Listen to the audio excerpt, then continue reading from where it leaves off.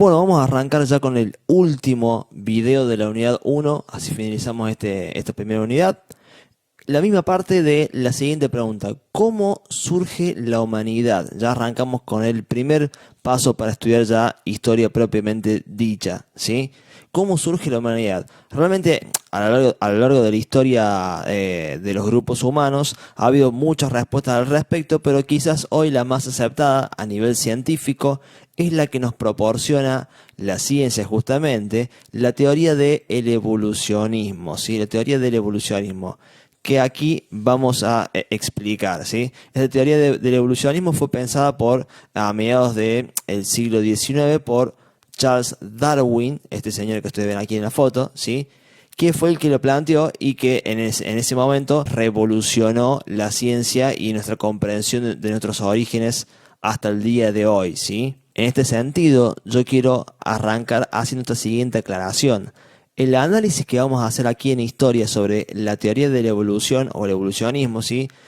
Va a ser bastante simple, bastante escueto y de ninguna manera va a ser tan complejo, tan interesante, tan profundo como el que van a ver seguramente en biología, si es que no lo han visto ya, ¿sí? En la materia de biología ustedes van a desarrollar de manera mucho más avanzada, mucho más profunda esta teoría y la van a ver no solamente con la humanidad, como pasa aquí en historia, sino que la van a ver también con otras especies. Nosotros en la historia vamos a verla un poco por encima, por cierto, ¿sí? Vamos a ver un par de rasgos fundamentales, elementales, ¿sí? Y nos meteremos de lleno en la cuestión de los seres humanos, porque historia, como dijimos, la historia siempre, fíjense aquí, investiga el pasado humano. El resto de las especies nos interesa solamente en la medida que tengan contacto con la humanidad. Si ustedes quieren ver la historia, no sé, de los perros, de los gatos, etcétera, de cualquier animal, solamente por sí mismos, de eso ya hay que ir a biología. Y no me quiero meter en el área de otra materia sobre la cual yo no soy un profesional formado, ¿sí? Bien, en líneas generales lo que plantea el evolucionismo es que todos los seres vivos, todos, ¿sí? Las plantas, los animales, por supuesto también nosotros, evolucionamos desde organismos más simples a organismos más complejos, ¿sí? Todos habríamos evolucionado desde una primera célula con vida, ¿sí? Y a partir de esa célula habría cambiado, se habría diferenciado y se habría ido complejizando cada vez más las diferentes ramificaciones y especies que habrían surgido de allí. Todas las especies, dice Darwin, a lo largo de mucho tiempo, e enfatizo esto, mucho tiempo, no es algo que pase en 50 o 100 años, sino que puede tardar a veces hasta, no sé, 50.000, 100.000, 200.000 años, puede tardar muchísimo la evolución en actuar, ¿sí? Van cambiando, van pasando de ser cada vez más simples a cada vez más complejas, ¿sí? Los organismos se van complejizando y eso tiene que ver, dice Darwin, esta evolución sucede de la siguiente manera.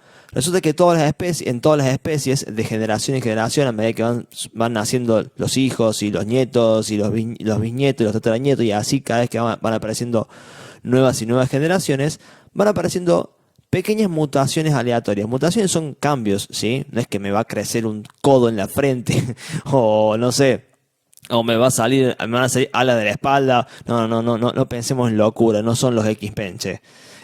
A ver, van apareciendo pequeños cambios biológicos en nuestros hijos, nietos, bisnietos, etcétera.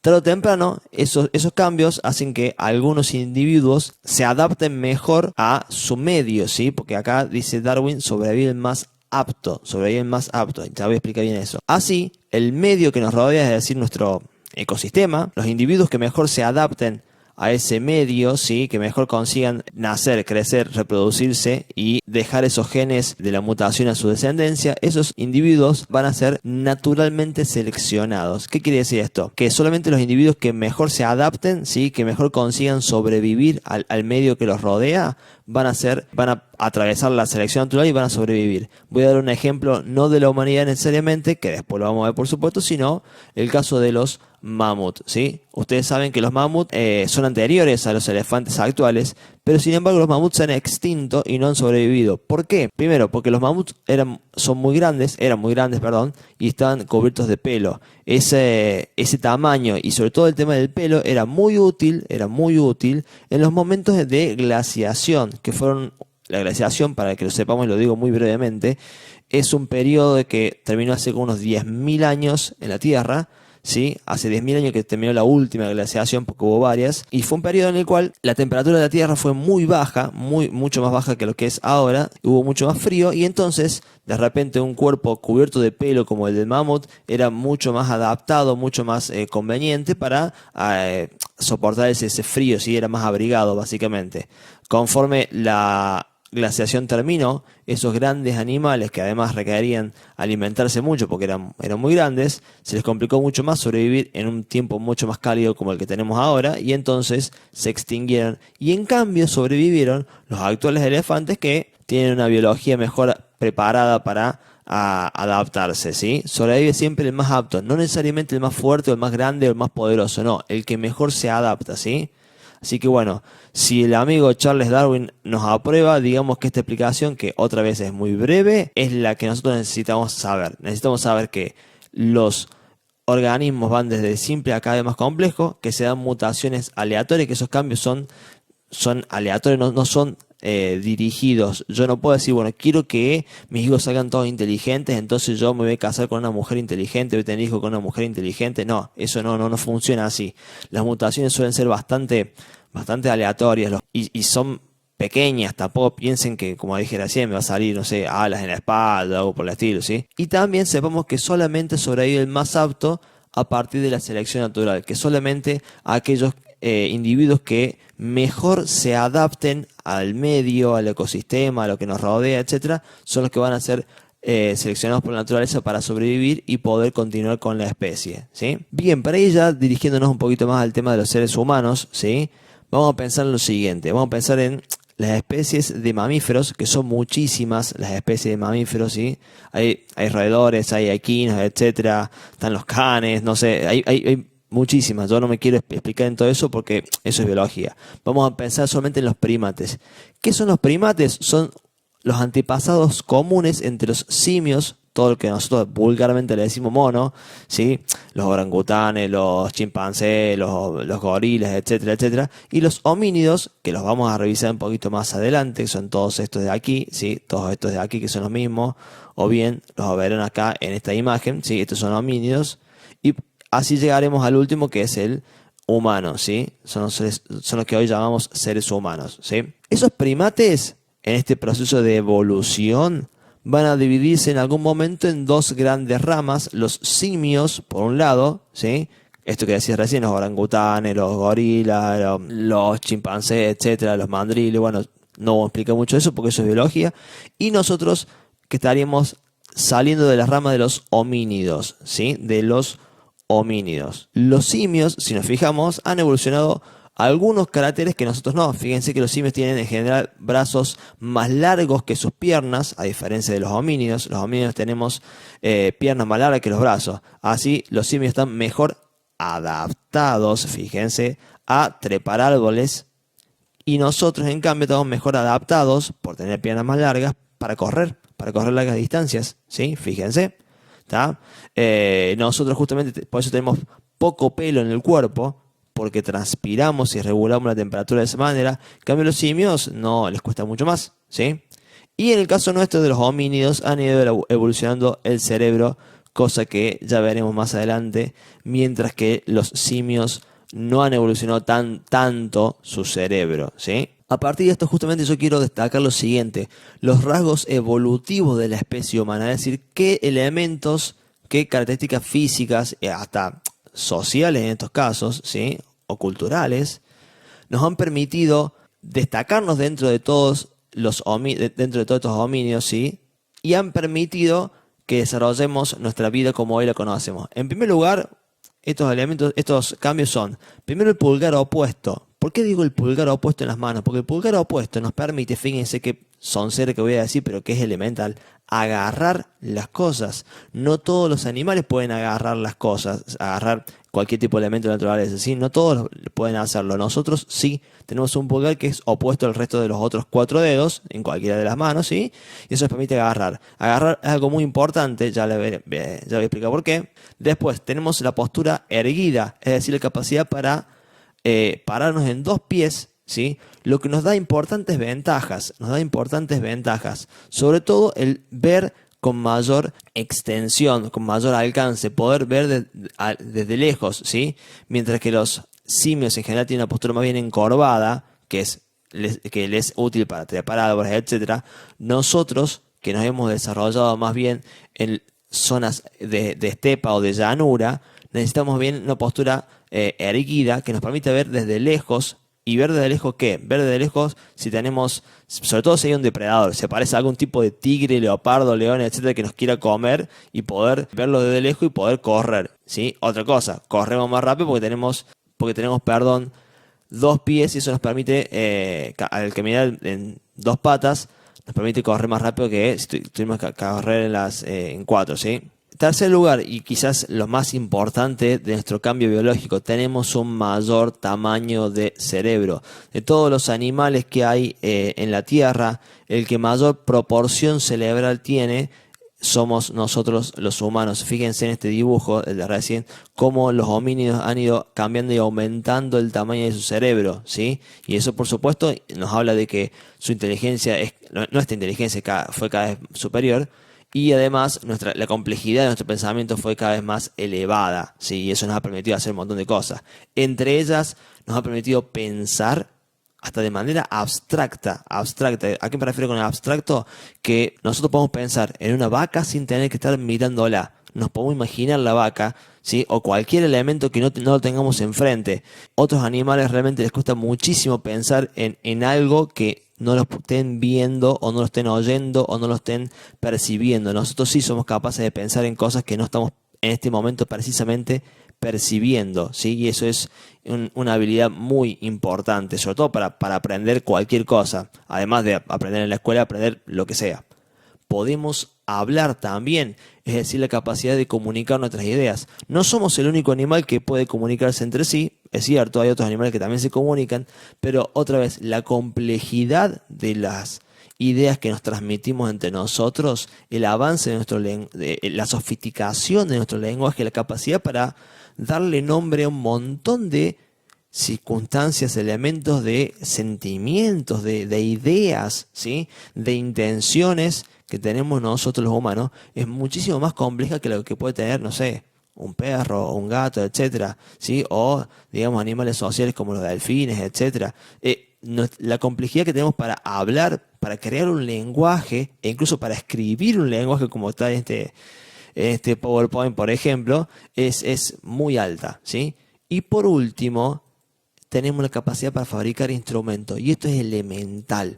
Yo le decía el tema del pulgar opuesto, más que nada pensando en esta cuestión.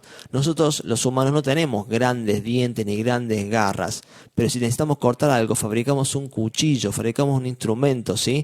Somos conscientes de las limitaciones biológicas que tenemos, ¿sí? Que nuestro cuerpo no es tan poderoso como nosotros quisiéramos, pero somos capaces de fabricar instrumentos que nos ayudan muchísimo, ¿sí?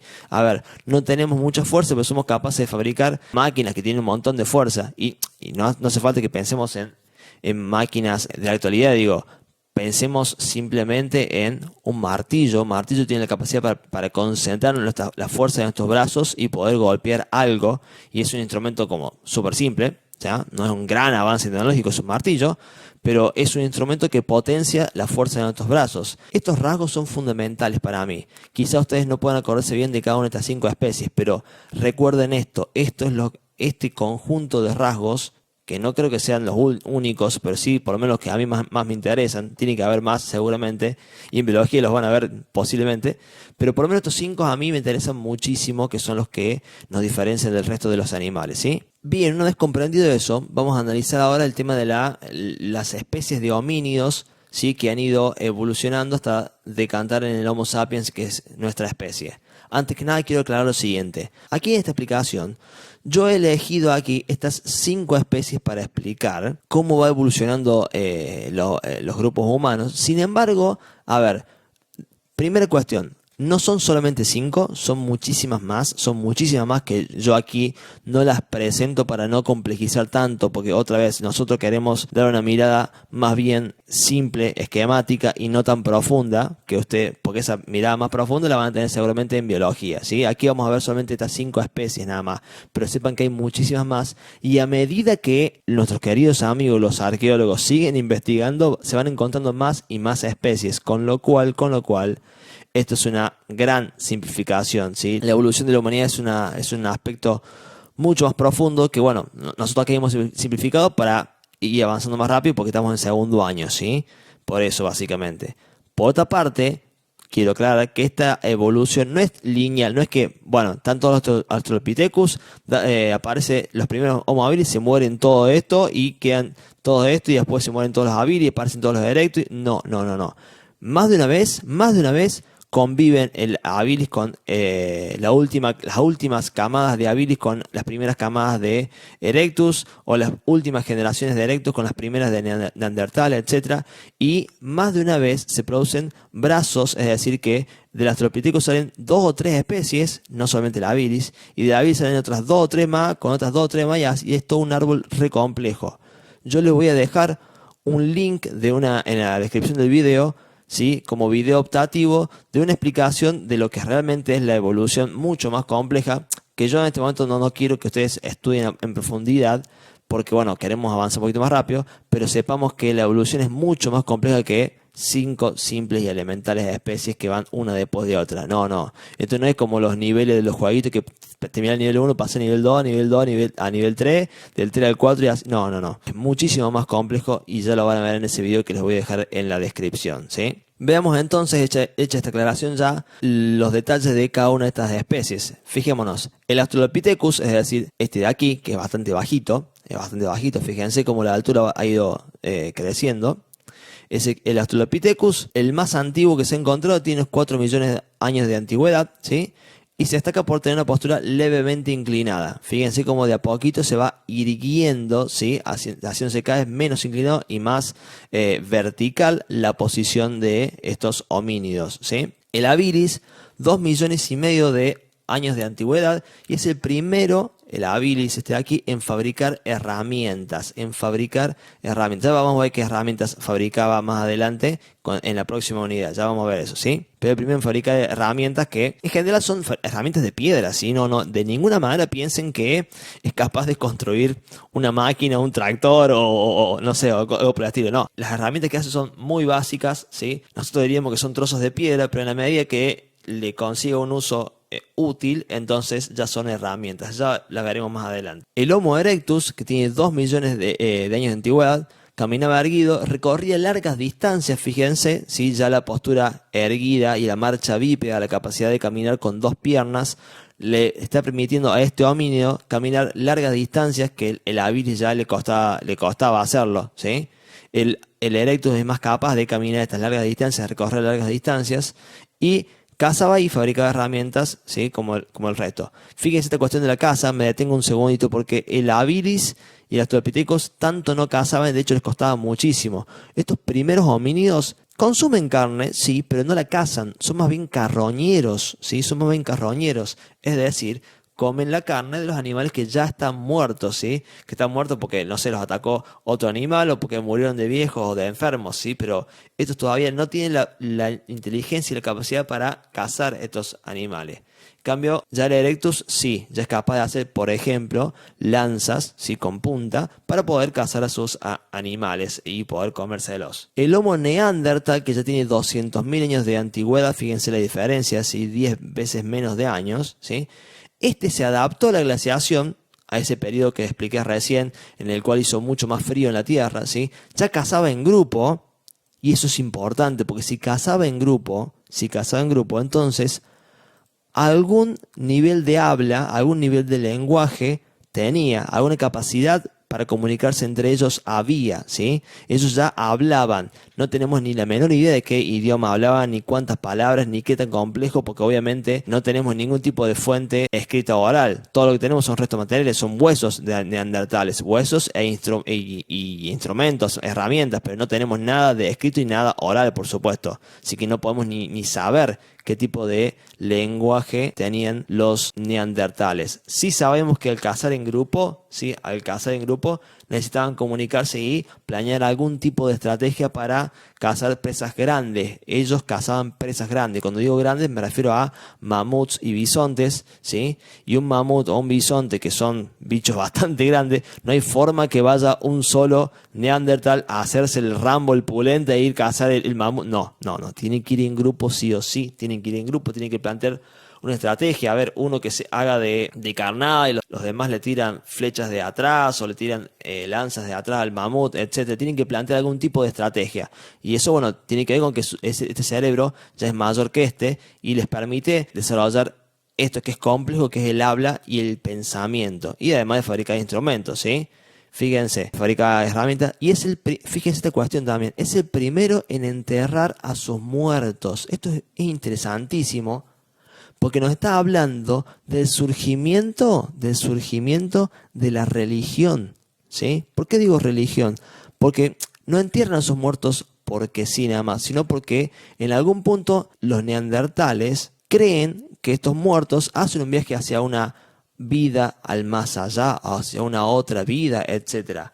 No tenemos, otra vez, y voy a aclararlo muchas veces, no tenemos idea de qué tipo de religión tenían, en qué creían, etcétera, porque no tenemos ningún tipo de cuestión escrita o oral que nos diga eso. Y los huesos y las herramientas mucho no nos hablan no nos pueden decir prácticamente nada de la religión, pero sí nos dicen el hecho de que se hayan encontrado neandertales enterrados en cuerpo completo, e incluso se los han encontrado con ajuar. Ajuar se le denomina a todos esos elementos que son enterrados junto con el muerto, es decir, cuando a un muerto le entierran también con semillas, le entierran con herramientas, le entierran con algún tipo de ofrenda, ¿sí? Para que uno cree se las lleven hacia la otra vida, ¿sí? Entonces ya el neandertal es el primero en enterrar a sus muertos, ¿sí? En sentir hasta cariño, hasta desarrollar algún tipo de sentimiento. Quizás los anteriores tenían algún tipo de sentimiento con sus muertos, pero como no tenemos la posibilidad de demostrarlo, no tenemos evidencia que nos lo enseñe, no lo suponemos. Aquí lo tenemos bastante comprobado. Y por último, hace 40.000 años surge el Homo sapiens, es decir, nuestra actual especie humana, que bueno, es capaz de hacer todas estas cuestiones con una elevadísima complejidad, sobre todo el hecho de pensar y hablar. Fuimos capaces de elaborar instrumentos cada vez más complejos. Bueno, no necesito explicar mucho esto porque más o menos nos damos una idea, ¿sí? De toda la complejidad que se ha desarrollado en la vida humana, ¿sí? Lo último que quiero explicar aquí es las etapas de poblamiento del mundo, ¿sí? Fíjense lo siguiente, hace 130.000 años surgen los primeros homínidos y estos se van difundiendo en todo el mundo, van caminando buscando comida de acá para allá, ¿sí? De manera nómade.